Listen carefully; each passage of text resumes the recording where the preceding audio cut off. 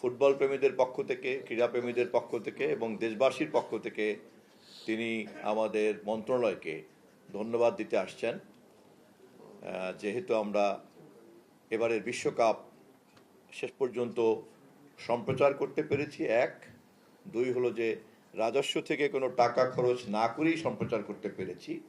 এই দুইটি কারণে দেশবাসীর পক্ষ থেকে তথ্য মন্ত্রণালয়কে ধন্যবাদ দিতে এসেছেন। আমি পাল্টা ধন্যবাদ দিচ্ছি যে তথ্য মন্ত্রণালয়কে ক্রীড়া মন্ত্রণালয় যে উৎসাহ এবং উদ্দীপনা দিয়েছে। আমরা ভবিষ্যতে আরও সচেষ্ট থাকব যে দেশের এই ধরনের সকল অর্জনকে এবং এই ধরনের সকল সৃষ্টিশীল তৎপরতাকে দেশবাসীর সামনে এবং বিশ্ববাসীর সামনে তুলে ধরার যে দায়িত্বটা তথ্য মন্ত্রণালয়ের আছে তা আমরা সুচারুভাবে সম্পন্ন করার চেষ্টা করব। এই সুযোগে আমি আবারও আমাদের মন্ত্রণালয়ের যারা যারা এই কাজে যুক্ত ছিলেন তাদের সকলের প্রতি ধন্যবাদ জানাচ্ছি। যে ধন্যবাদ আমাদের যুব ক্রীড়ামন্ত্রী দিলেন, আমি আবার সেই ধন্যবাদ তাদের মাধ্যমেও আমাদের সংশ্লিষ্ট সকলকে পৌঁছতে চাই। বিশেষ করে আমাদের প্রতিমন্ত্রী মহোদয়, আমাদের মাননীয় প্রধানমন্ত্রীর তথ্য সম্প্রচার বিষয়ক উপদেষ্টা মহোদয়, আমাদের সচিব সহ সংশ্লিষ্ট সকল কর্মকর্তাবৃন্দ এবং বিটিভির ডিজি সহ বিটিভির সংশ্লিষ্ট সকল কর্মকর্তাবৃন্দ, তারা অক্লান্ত পরিশ্রম করেছেন এই কাজটি সম্পন্ন করার জন্য, কারণ খুব কম সময় হাতে নিয়ে কাজটা আমাকে করতে হয়েছে এবং এই পুরো তৎপরতার অভিভাবক হিসাবে আমি সকলের কাছ থেকে অনেক বেশি যোগ্যতা, দক্ষতা এবং আন্তরিকতা পেয়েছি।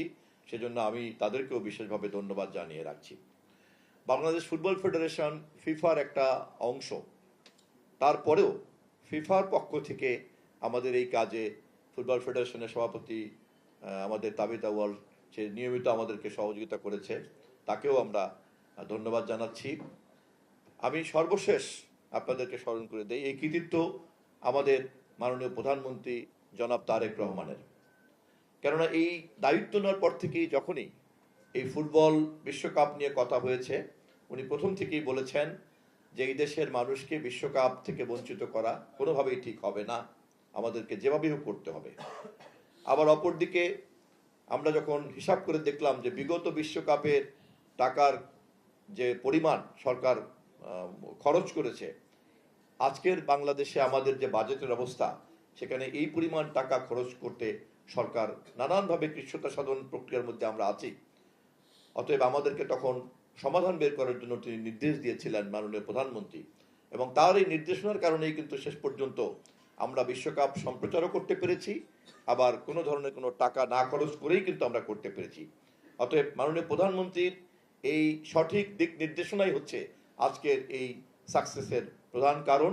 এবং আমি দেশবাসীর পক্ষ থেকে, আমাদের সকলের পক্ষ থেকে আমি মাননীয় প্রধানমন্ত্রীর এই দূরদর্শিতা এবং সততার জন্য এবং তার ক্রীড়া প্রেমী এই ভূমিকার জন্য একটা বিশেষ ধন্যবাদ এবং কৃতজ্ঞতা জানিয়ে রাখছি।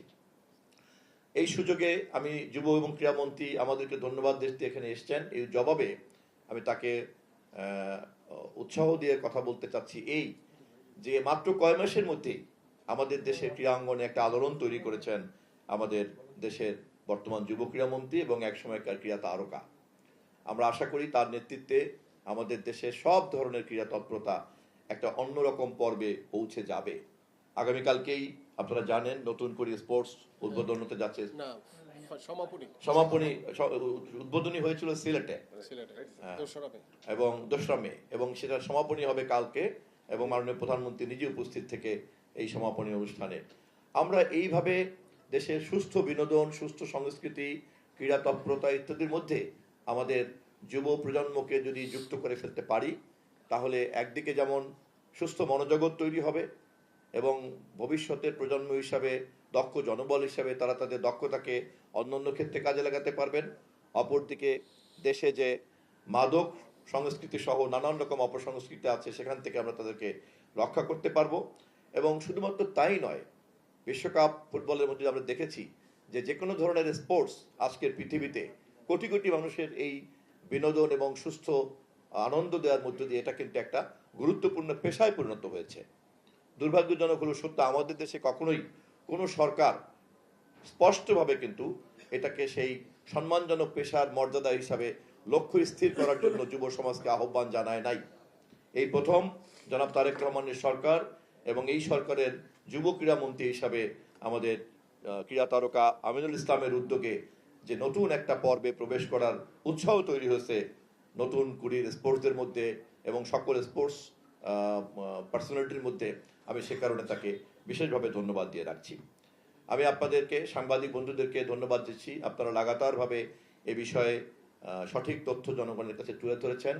আগামী বিশ্বকাপে যাতে আমরা শুধু বিনা পয়সাতেই নয়, বরঞ্চ বিনোদন জগতের বিজ্ঞাপনের যে বিশাল বাজার, সেই বাজার থেকে সরকার যাতে উপার্জন করতে পারে, আমরা সেই লক্ষ্য নির্ধারণ করেছি।